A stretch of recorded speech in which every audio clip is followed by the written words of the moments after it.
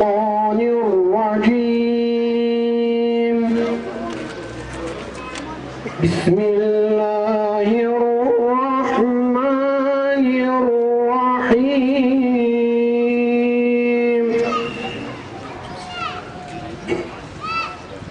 إنا فتحنا لك فتحا مبينا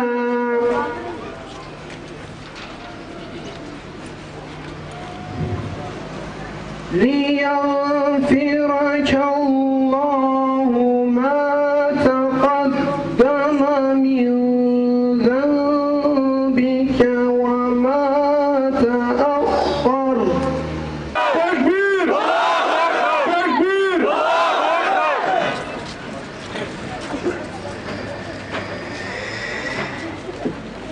Bismillahirrahmanirrahim. Kıymetli ve değerli Viranşehir halkımız. Bugün burada Hür Dava Partisi Hüdapar'ın Viranşehir İlçe Teşkilatı'nın açılışını yapmak üzere toplanmış bulunuyoruz. Bu mutlu günümüzde bizleri yalnız bırakmadığınız için Rabbim hepinizden razı olsun. Hoş geldiniz, sefalar getirdiniz, şeref verdiniz. Kum bu hayratın, sesleri şahbar atın. Evet, bugün mutlu olduğumuz bir gündür dedik. Çünkü adı gibi hür olan bir davanın Viranşehir sevalarına bir güneş gibi doğuşuna şahitlik ettiğimiz bir gündür.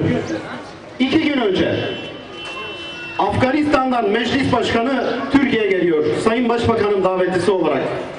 Edirne'ye gidiyor. Valiliği ziyaret ediyor. Müslüman bir ülkenin Meclis Başkanı Müslüman bir ülkeye geliyor. Karşılama komitesinde valilik binasının önünde emniyet personeli, karşılamakla görevli polisler onu selamlamak için orada dizilmişler. Müslüman bir meclis başkanı Afganistan'dan. Daha tabii bir şey ne olabilir? Geliyor diyor ki Esselamu Aleyküm. Demiyorlar Aleykümselam. Orada duruyorlar. Neden durduklarını ben size söyleyeyim. Çok net. Neden biliyor musunuz? O gariban insanlar sindirilmiş, korkutulmuş.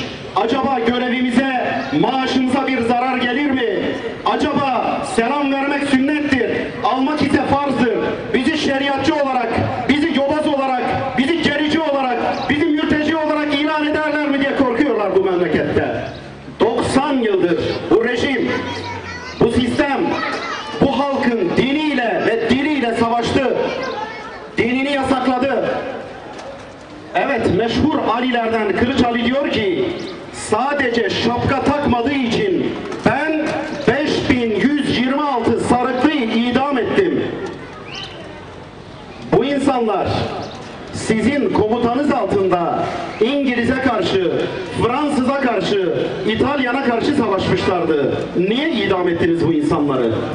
Evet, gerici oldukları için, mürteci oldukları için, yobaz oldukları için. Sonra Kürdistan'da bu milletin dilini yasakladılar. Allah'ın ayetlerinden bir ayet olan Kürtçeyi yasakladılar. Kürtçe konuşulan kelime başına cezalar verdiler. Ceremesini hep beraber çekiyoruz maalesef.